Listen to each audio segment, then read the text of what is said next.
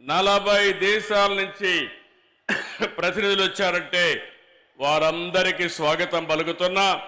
ఆంధ్రప్రదేశ్ రాష్ట్ర ప్రభుత్వం తరపున చెప్పి మరొక్కసారి విజ్ఞప్తి చేస్తున్నా. ఇలాంటి సభలు తెలుగు భాష పరిరక్షణకు గొప్పతనాన్ని చాటేందుకు ఉపయోగపడతాయి. ఇందుకు మనస్ఫూర్తిగా ఆంధ్ర సారస్వత పరిషత్తుకి నా ధన్యవాదాలు. పెద్దలందరూ మాట్లాడారు, అనేక విషయాలు చెప్పారు. తెలుగు రచనలు అనగానే మనకు గుర్తొచ్చేది ఆది కవి నన్నయ్య.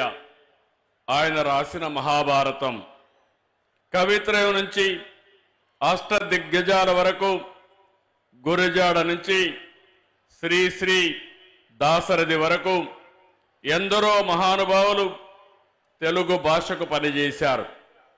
తెలుగు వైభవాన్ని చాటారు. పోతన భాగవతం, శ్రీనాథుడి భీమఖండం, వేమన సుమతి భాస్కర పద్యాలు మర్చిపోలేం.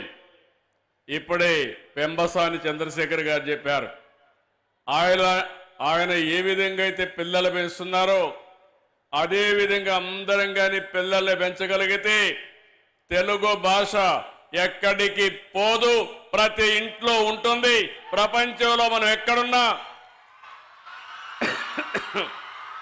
మన భాష శాశ్వతంగా ఉంటుందని చెప్పి కూడా నేను మీకు తెలియజేస్తున్నా.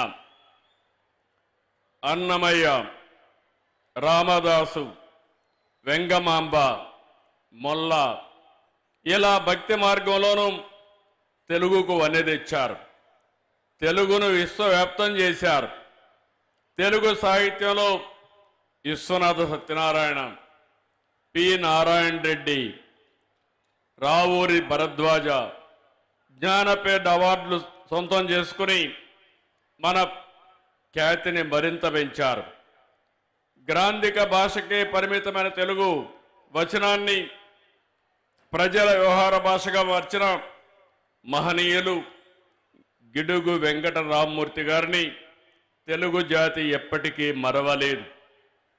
నేను తెలుగువాడని, నాది తెలుగుదేశం అని చాటి చెప్పిన ఏకైక నాయకుడు నందమూరి తారక రామారావు గారు.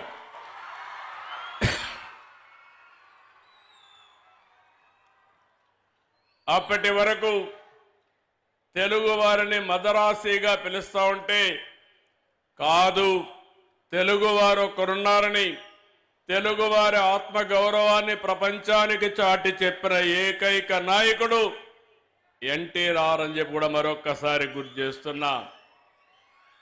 దేశంలో మొట్టమొదటిసారిగా భాషా ప్రయుక్త రాష్ట్రాలు రావాలని, తెలుగు మాట్లాడే వారికి ఒక రాష్ట్రం ఉండాలని పోరాడిన వ్యక్తి, ప్రాణత్యాగం చేసి మనకు తెలుగు భాషకు ఒక రాష్ట్రాన్ని ఏర్పాటు చేసిన మహనీయుడు పొట్టి శ్రీరాముల్ని మరవలేమని మరొక్కసారి మీ అందరికీ విజ్ఞప్తి చేస్తున్నా.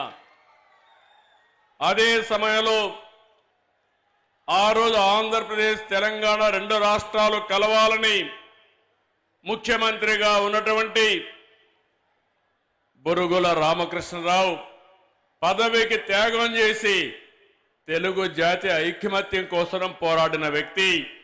అలాంటి వ్యక్తిని మనం మరవలేమని చెప్పి కూడా నేను మీకు తెలియజేస్తున్నా. ఈనాడు పత్రిక ద్వారా తెలుగు భాషకు ఎనలేని సేవ అందించినటువంటి రామోజీరావు గారిని ఎవరు మరవలేం, జాతి మరవదని చెప్పి కూడా నేను మీకు తెలియజేస్తున్నా. నేడు వారి వారసులం మనందరం గుర్తుపెట్టుకోవాల్సిన అవసరం ఉంది.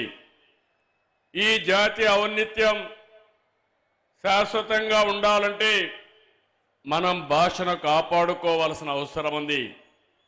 ఇంకో పక్క ఈ దేశం యొక్క దశ దిశ మార్చిన వ్యక్తి, ఆర్థిక సంస్కరణలు తీసుకొచ్చిన వ్యక్తి పివి నరసింహారావు గారు కూడా ఈ తెలుగు గడ్డ మీద పుట్టడం మన అదృష్టం అని చెప్పి మీ అందరికీ విజ్ఞప్తి చేస్తున్నారు. ఇటాలియన్ యాత్రికుడు నికోలో డి కాంటే తెలుగుని ఇటాలియన్ ఆఫ్ ది ఈస్ట్గా అన్నారు. తమిళ కవి సుబ్రహ్మణ్య భారతి సుందర తెలుంగై అని కీర్తించారు. మన ప్రాస